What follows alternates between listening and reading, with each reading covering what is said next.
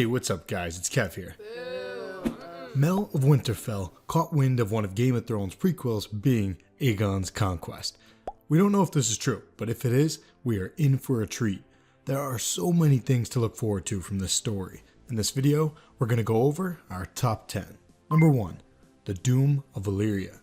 So this actually happened over 100 years before Aegon's Conquest.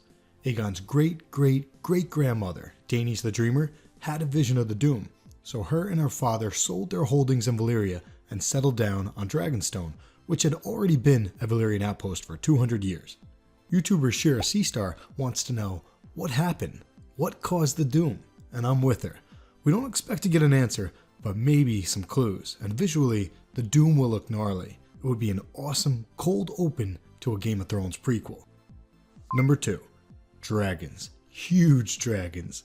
As you know, Visenya, Aegon, and Raineys had 3 dragons, Vhagar, Balerion, and Meraxes. Balerion is the only dragon brought over from Valyria. Vhagar and Meraxes were hatched on Dragonstone, but all 3 of them were enormous. The smallest at the time being Vhagar, who was about 50 years old. Balerion was about 126 years old, and Meraxes was somewhere in the middle, up to 114 years old at the time of the Conquest. Picture 3 dragons that are as big or bigger than Season 7 Drogon. All 3 are probably bigger. It's going to be so awesome. Number 3. The Volantene Aggression. Right before they conquer Westeros, Aegon was over in Essos helping some of the free cities fight the Volantenes. Seeing this would be great.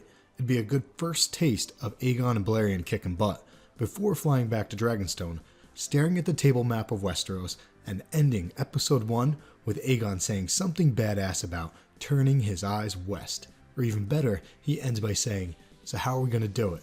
And Visenya responds, "With blood and fire." Roll credits. Number 4. PreConquest Travels. Alright. As you can tell, we're getting a little excited over here. Let's take a step back. Aegon and Visenya traveled around Westeros before conquering it. So it'd be pretty cool to see some of that, traveling to Old Town, hawking at the Arbor, and maybe even chilling at Lannisport. Maybe we get this through flashbacks or montages, but one way or another, it'd be cool to see what type of relationships the Targaryens formed before going to war, if at all. Number 5. Targaryen Beauty. Before we dive into the blood and fire, let's get pumped for the more beautiful side of the dragons. As Mel of Winterfell says, gorgeous, platinum blonde people with purple eyes, power, dragons, family drama. What more could we really ask for? Here, Mel, no doubt. So Aegon was known to be one of the greatest warriors of his age, despite not competing in tourneys. He wielded the legendary Valyrian sword Blackfire. He was harsh to rebels and traitors, but gracious to those that bent the knee. He married his older sister Visenya and his younger sister Raineys. So YouTuber Brian Kennedy brings up a good point. It's going to be sick to see the dynamic between the 2 sisters, as well as the dynamic between the 3 of them as a whole. Visenya was a warrior as much as Aegon, training with him ever since they were kids. She wielded the legendary Valyrian sword Dark Sister, and she's been painted as the Dark Sister, known for her harsh, austere beauty. She was stern, serious, and unforgiving. Rumors have it, she played with poisons and dabbled in the dark arts. She was a sorceress. On the other hand, Raineys was not a warrior. She loved music, dancing, poetry, and above all else, flying. Supposedly, Raineys rode Meraxes more than Aegon and Visenya rode their dragons combined. She was playful, curious, and impulsive. So we've got 2 distinct personalities, and that's awesome. Even cooler, these 2 alpha cats ran the day-to-day governance of the realm, not Aegon.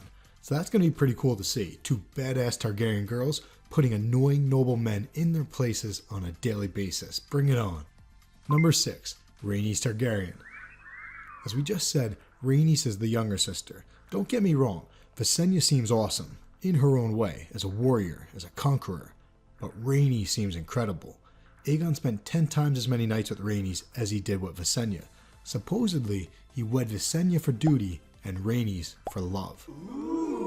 But there are rumors that she cheated on him. Wouldn't that be something if George gets us to love Raineys both inside and out, only to find out that their son, Aenys, who becomes a second Targaryen king, imagine that we find out he was actually a royal bastard, that Raineys was a cheater. Hopefully not, but we're definitely eager to find out. Number 7. the battles. We're splitting this one out into its own video, so join the team on Patreon if you want to see that one early, or hit subscribe because we'll eventually make all videos public. But yeah, there are several battles and they're going to look amazing on screen. And it's not just about the Targaryens and their dragons. I'll give you a taste. So Aegon's best friend, maybe his only friend, Orys Baratheon. After an intense battle, Orys eventually confronts Argilac the Arrogant and they fight one-on-one. Orys kills him, but Argilac's daughter refuses to open up the gates to the castle, Storm's End. Unfortunately for her, her garrison strips her, chains her, and sends her out to Orys. Orys unchains her with his own hands, drapes a cloak around her, and tells her how her father died nobly. He died with a sword in his hand. He then marries her and takes her family's sigil and house words as his own. Ours is a fury, and so began House Baratheon. Number 8. Raineys Mystery. Yep, we're back to Raineys. So the Targs don't conquer all 7 kingdoms. They conquered 6. Dorne remained unbowed, unbent, and unbroken. But a couple years later, we get the First Dornish War. Meraxes is shot down, a scorpion bolt through the eye, and Rainey supposedly died. But did she? In short, there are rumors that she survived and was tortured, or that she survived the fall and fell in love with someone down in Dorne. We already made a full video on this, so check out the link above if you're interested in that. But in short, after Miriam Martell died, Prince Nymor, her son, sent his own daughter to King's Landing with a letter. Aegon read it, burnt it, immediately flew to Dragonstone, then flew back to King's Landing the very next day, agreeing to Dorne's peace terms. Very strange. What did the letter say? And why did Aegon suddenly agree to peace? Most likely, it had something to do with Raineys. Number 9. Missing History. Most of what we know about the Conquest so far comes from a book written by Maester Yandel. But much of his work stems from the accounts of Archmaester Gildain.